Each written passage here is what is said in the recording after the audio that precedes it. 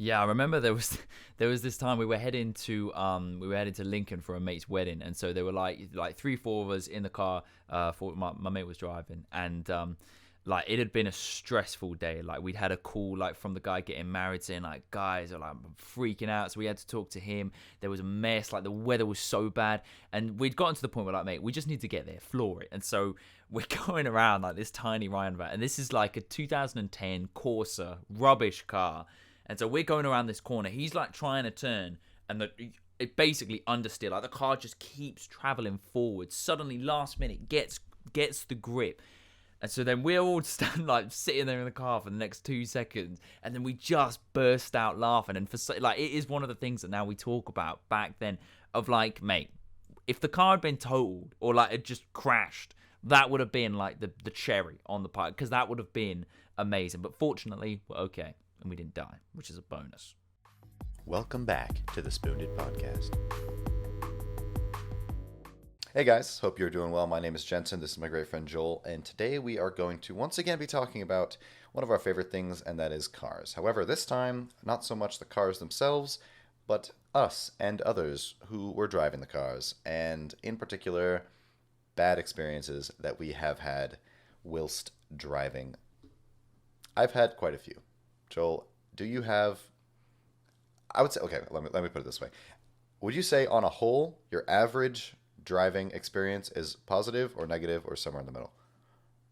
Like, would you have more good stories or bad stories? I guess. I'd say more good stories. I back myself as a decent driver. And like, you know, I could be quite like speedy. Sure. But I don't like when I'm on the motorway or anything. Like I don't go all out. But you know, I've got a little Seat Ibiza. It's a little tiny car. You put your foot down, it goes, because there's nothing to the car. There's no weight at all. So I do like boosting about. But I back myself as a good driver. I'd say I've got more good stories than bad, in my opinion. Yeah. What about yourself? I think I would say the same. I would say I think the bad stories are definitely the better stories, right? Like, oh, 100%. But I do consider myself a good driver. I don't know. I mean, you've seen me drive. I don't know. Whatever. It's fine. I did see somebody said earlier. I heard this week that like people overestimate their own driving ability. So, you know, take it with a grain of salt. But I would like to start us off with a story that happened to me just recently, which I'm a bit ashamed about. And so the way school buses work here in America, I'm not quite sure how it goes in England or elsewhere, but the way they work here is they have a stop sign that pops out when they're stopped dropping or picking up kids. Yeah. And the stop sign pops out, and what that is meant to do is stop cars from going, of course, from behind and passing it, but also oncoming cars. They're supposed to stop and wait in case kids are going to cross the street or what have you. So I'm coming home from a day of working at school, and there's a school bus in front of me. I'm in a 3-lane, not a highway, but it's a main road type deal. One where you wouldn't have kids like crossing the street, like you drop them off on the side that they're supposed to be on, and then they'd wait and use a crosswalk or something. So I'm at a stoplight, and there's a school bus directly across. The light turns green, and the school bus pulls up. Stop sign pops out. Got red flashing lights, and the light is green. There's a whole lane in between us, and nobody would be going across. They would have to wait for the stoplight crosswalk sign to go anyway. Yeah. So I'm kind of unsure of what to do, because if I like stop and wait, there's all these people behind me. I'm the first one at the light, so I can't just like go with whoever is in front of me type of deal. I gotta like make a decision here, and I make the wrong decision. I go. Oh no. I passed the school bus through. I blew through a stop sign. You know, I'm not going fast, of course, but like I did go through a stop sign, even if it was on a school bus. The car directly behind the school bus is a police car. No. Directly behind. I couldn't see it because the school bus is so big. I passed by that school bus. The guy behind me also, for the record, it does the same thing. He just follows me through. Okay. And so I'm like, oh, that sucks. Lights start blaring immediately. There's no siren, but lights go off. I'm like, yeah, that's for me. So then I have a choice to make. Either, well, okay, so I see the lights go on. I'm like, oh no. But then I notice the police car is too close behind the school bus, and too close to the car behind it to get out and pull me over. No. So then I have a choice to make. Do I, by the way, this is all alleged. Allegedly, I did all this, by the way. Do I continue on and maybe have plausible deniability that like, oh, I'm sorry, I didn't see light. Supposing he actually does make it out to come and ticket me. Yeah. Or do I pull over and almost guarantee myself a ticket because eventually the school bus is going to move. He's going to get out and come give me a ticket. Or do I continue on? I chose to continue on. I felt terrible about it, allegedly. Jensen. And my neighborhood was right there. So I go in, pull in, wait for some dude to come arrest me all day. Never happens. Didn't get any consequences from it. I did feel terrible. I was like, I did a bad thing, but nobody got hurt. It was, and now I always am like stopping so far ahead of school bus. I don't even approach at all. So that is how I allegedly got away from a police car in a 0-speed chase. Wow. That is incredible and a great way to start off these stories. I actually want to share one with you that also involves the police. So, like, basically in Uganda, I think it was either a Friday or a Saturday. I think we were going to meet up with some mates of ours, and just down from Garden City. So if you're standing at Garden City and then just down on your left, there was like a massive crossroads. Oh yeah. Do you remember that? Mm-hmm. Yeah. So it was there. So I think we were heading towards Garden City this time. Okay. And so it's late. The roads are pretty quiet, to say the least. Okay. And we were like, okay, look, there's no one about. And my mate's driving. Now, again, my mate's a good driver. He'd been driving since he was like 15, 16. So he knew what he was doing. Made a slightly questionable decision at the light. Okay, it was kind of like it basically sort of just gone red. And he was kind of like, yeah, okay. Like, and goes, right? Okay. He checked, we looked for cars, everything was okay. And then, suddenly, out of nowhere, a police car emerges, literally out of the shadows. It was covered by, like, a tree and everything, and then, boo, and, like, just comes straight behind us, pulls us over, and it's like, oh, boss man, like, look, come on, like, we didn't mean to do that. We know that you guys are busy, like, we'll be on your way. The classic Uganda thing of, like, just give me a warning. So bad. So bad. That has been one of the few times that I've I was kind of blagging a little bit. I was also just being genuinely friendly to the guy, but it came across definitely as just sheer blagging to get my way out of that situation. We ended up getting off scot-free because he was like, oh, we need to go, so we're going to ticket you now. And I was like, oh, no, look, we don't want to get in your way. Look, you guys can go now. It's okay. Just leave us be. And then they just left? At the end, I don't know how, but nothing happened. They had to go to deal with something. And so we're crazy. Just like, okay, just drive off. That's wild. Oh, man, so bad. But quite a story, and obviously something now I can look back on. Not a good idea. Wouldn't recommend it at all. Yeah. Mate, driving in Uganda was something else. I can't imagine, dude. I can't imagine. I did enough riding in Uganda to never want to be a driver there. Yeah, absolutely. Did you do any driving in Uganda? I mean, I drove my parents' car around, the dirt road kind of backwood area, around just New Hope to learn how to drive, but nothing in any city or any town at all. Well, to be fair, if you can drive in Kampala, you can basically drive anywhere. People know the dimensions of their cars so well. You're so close. No crazy kidding. Man, absolutely crazy. I'd like to go back just to experience it, but at the same time, I'm not looking forward to that day. You gotta have. Go on then, Jed. Have you got another story for us? Come on. Yeah, I do.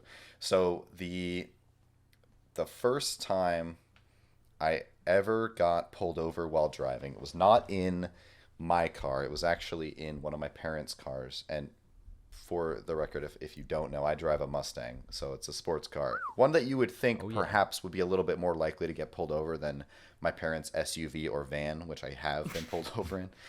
So anyway, here's the story. So I'm the best man at my brother's wedding, so it's my responsibility to kind of put together the bachelor party. And we're heading towards the tail end of it. We've done a group activity. We had dinner, pulled a little prank that was incredibly uncomfortable, and now we're ready to go take our refreshments and go, hang out for the rest of the night, play some games and whatnot. So we're headed to our Airbnb, our hotel for the night, and it's just a house. And it's a bit of a drive, maybe 40 minutes from where we had done our last activity. We are in 2 cars. One I am driving, my parents' van, and then the other car is driven by another groomsman, has him and my brother in it, because this guy showed up a little bit late. So they're chatting and hanging out. So as we get close to our destination, I see that the other car has taken a different route than the one that the GPS is telling me to take. So I get a little competitive, unfortunately, and end up doing about 35 miles per hour in a 25 and going through an intersection while in, I think, a turn-only lane. Oh. So I'm speeding, and I've kind of blown through this intersection where I was supposed to only be able to turn. James. Yeah, so there's bad times. To this point, I've never been pulled over in my life, mind you. So I see red and blue shows up behind me, and man, I'm so bummed because we're literally 300 feet from the Airbnb. I can see it. No. I can see it down the road, and we were so close. And I'm just mentally kicking myself because I know I deserve the ticket, but it's just so lame that has to be a part of the night. I'm like, why'd you have to do this, gents? Dumb. Up next to me is my brother's good friend, Sam, in the back seat. One of my current roommates, Toby, and Jeremiah, who you know. And so I've got a good crew in there to support me, and they're like, it's going to be okay. Like, don't worry about it. So police officer comes up. She just launches straight into a volley of questions. What do you think you're doing? Have you been drinking tonight? You're driving like an absolute crazy person. And I'm just like, I'm trying to be as calm, as collected as I could possibly be. Be respectful. I'm like, I'm so sorry, ma'am. We were just heading to our Airbnb. I'm not from around here. It's for my brother's bachelor party. And she just is like peppering me with these questions. And I think the goal, I've heard, is to try to stress you out so that if you were inebriated, then you would slur and stumble and they could tell a little bit easier. Yeah. So she asked for my license and insurance, and she notices that I have a Washington driver's license, and goes back into the questions because we're in Michigan at the time, different state. So she's like, what are you doing here? Well, it's my brother's bachelor party. No, what are you doing here in Adrian? That's the town that we were in. This is where the Airbnb was. And she's like, why are you here? There's nothing here. We have Jack in the Box. We have McDonald's. We have Taco Bell. That's it. There's nothing to do. And I'm just like, I just searched. I was searching for the Airbnbs where we could stay, and this happened to be the cheapest one. So that's what I did. And she is just like almost angry that I'm just in her town to begin with, and I'm just bewildered at this point. I'm like, I would understand if you were angry at me for driving recklessly. Like, that makes sense. But like being angry at me for just existing in your town here, it's kind of odd. So anyway, she goes back to her car and with my license and registration to go book me a ticket or whatever. And it just seems like she's there forever. Another cop car like pulls up and they like have a whole conversation. I'm just like sitting there. No. And I'm just like, oh man, this is bad. She's like, she hates me. This is the worst. She's gonna write me a fat ticket. And I know I've absolutely blown it. So the other police car heads out. Finally, the officer comes back. She's like, your insurance card isn't expired. I take a look at it. Sure enough, it's expired by not like 3 days. 3 days the insurance card expires. We've been on this road trip for a week for this wedding. So the new insurance card is probably in our mailbox back home in Washington, like 16 hours away somewhere. And I tell her like, hey, we have current insurance. We're on this road trip. As you can see, I'm from out of town. The new insurance card is probably in our mailbox back home. If I could just call my parents and let you know. She's like, you're the one driving. You're responsible. And I'm like, fair enough. It's understandable. All right. So I'm just, at this point, I'm completely resigned. I'm going to get a ticket. I'm going to have to pay money, and it's going to hopefully not completely derail the night, but it's definitely a dampener, right, on the fun that we're about to go have. And man, it's going to go on my record. And anyway, so I've been driving recklessly. I've got an expired insurance card. It's just one thing after another, right? And on top of all that, we can see my brother and the other groomsmen down the street, and they're laughing at us. They're laughing at, and she's like, is that your brother down there? I'm like, yep, I think so. So she sees them. She's like, is that the rest of your party? I'm like, yeah. She's like, all right. Your Airbnb is just around that building. This neighborhood's pretty quiet, so I'd keep it down if I were you. Hands me back the insurance, hands me back the license, says, have a good rest of your night. And then she's gone. No. And I'm sitting there in disbelief that I did all these things and got away with just a warning after she was so angry that I had just completely violated in her city and made a whole ruckus. And then I'm sitting there like, am I supposed to leave first? Do you leave first? Like, I don't even know. I've never been pulled over before. So I go drive over just so slowly, so smoothly, so carefully. I'm just like, I'm a great driver. This is the best I've ever driven. I'm never not even gonna go over the line one time. Go in there, pull in, have a great rest of the night. But, whoo, man, that was crazy. And then I got to go, regroup with all our extended family the next morning to do wedding prep and be like, hey, so I got pulled over last night. And they're like, got pulled over yesterday. Anyway, so that was the first time I ever got pulled over. I did not get a ticket, and oh my gosh, it was nerve-wracking, let me tell you. That is an insane close call. That's basically as close as it gets. I tell you what, that's brilliantly written and very well told as well. I've got one more that I really want to tell you about, Jensen, because this one is just, every time I think about it, it is just hilarious. So my mum, my brother, and I had gone to see my brother's uncle in the village, very much in the sticks, right? Now, we were driving along, kind of the classic dirt path. It was a lovely sunny afternoon. Suddenly, boom, the car does a little wobble, and the back right tire flies off the car straight into the bush, okay? Jeez. The car literally, grinds to a halt. You hear it as well. Okay, so obviously, half the brake disc is worn away. It was one of the most bizarre things I'd ever seen. And so naturally, this made quite the spectacle. People are like, instantly, people just flood from nowhere, just looking at these basically idiots where the car had just flown off. Anyways, in mere minutes, there was a crowd, fascinated kids looking at us, staring at half the brake disc that is on the car. Now, fortunately, my mum had brought a massive packet of sweets and lollies, and so we used these to get the audience basically to help us find all the missing little nuts for the wheel so that we could get it back on.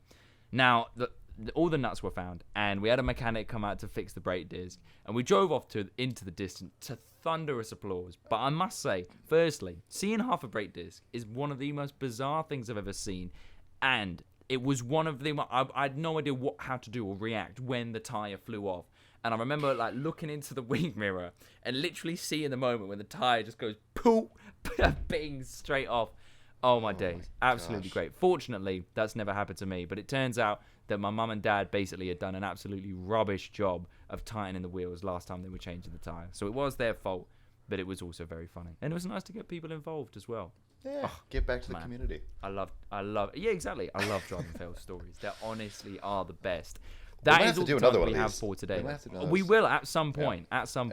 But that is all the time we have for those. However, please do let us know some of your best drive and fail stories, because we would absolutely love to hear them. Please do like, subscribe, and comment on this video. And as always, from myself and from Jensen, the SpewnedIt boys, lots of love, and we'll see you next week.